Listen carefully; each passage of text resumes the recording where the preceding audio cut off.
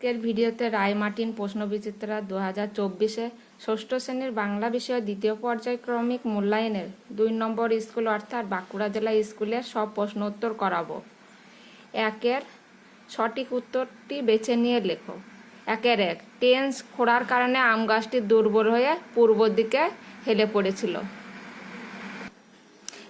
2 শরতে নীল আকাশটাকে দেখলে মনে হয় যেন কেউ ঝকঝকে করে মেজে রেখেছে।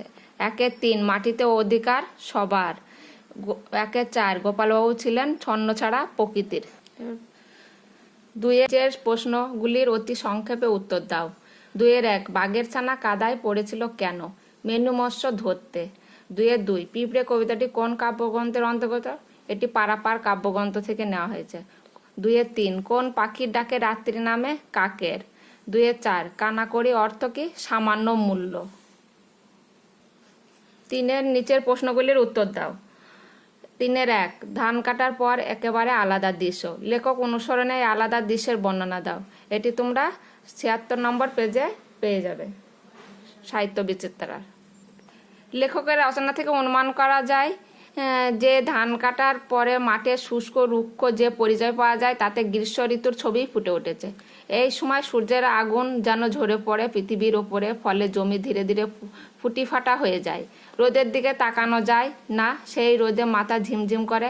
নদী নালা খাল বিলের জল শুকিয়ে যায়, হাওয়ায় যেন আগুনের হলকা বয়ে যায়। তবে সন্ধ্যার দিকে মৃদুমন্দ স্নিগ্ধ বাতাস প্রবাহিত হয়। গ্রীষ্মের দুপুরে পথে লোক চলাচল যথেষ্ট কমে যায়। রাখাল বালকেরা গাছের তলায় বিশ্রাম করে। প্রকৃতি থেকে ভয়ানক রুক্ষতা বিরাজ করে। সন্ধ্যায় মাঝে মাঝে আকাশ কালো করে কালবৈশাখী ঝড়ের আগমন ঘটে। ঝড়ের দাপটে অনেক গাছপালা কাঁচা বাড়ি মাটিতে পড়ে যায়। 3 হিসাব নাই রে, এলো আর গেল, কত ক্রেতা বিক্রেতা। ক্রেতা বিক্রেতার হিসাব না থাকার কারণ কি? এটি তোমরা 84 নম্বর পেজে পেয়ে যাবে।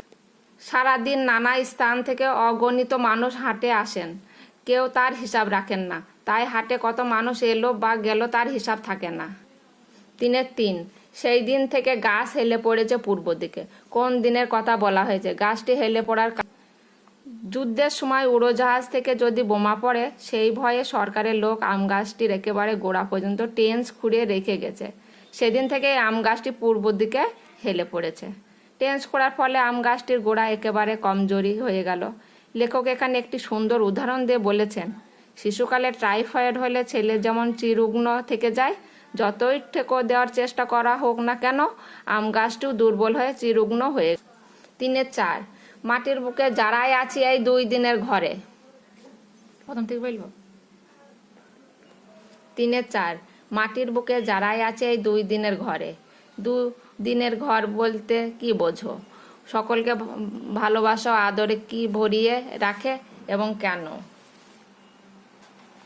প্রকৃতির বুকে পিঁপড়ে ও মানুষ দুজনেই সমান, কারণ ক্ষুদ্র প্রাণী পিঁপড়ে ও বৃহৎ প্রাণী মানুষ উভয়েরই বসবাস মাটিতে। মাটির বুকে পিঁপড়েদের ঘর স্থায়ী নয়, বৃষ্টিতে তাদের ঘর ডুবে যায়।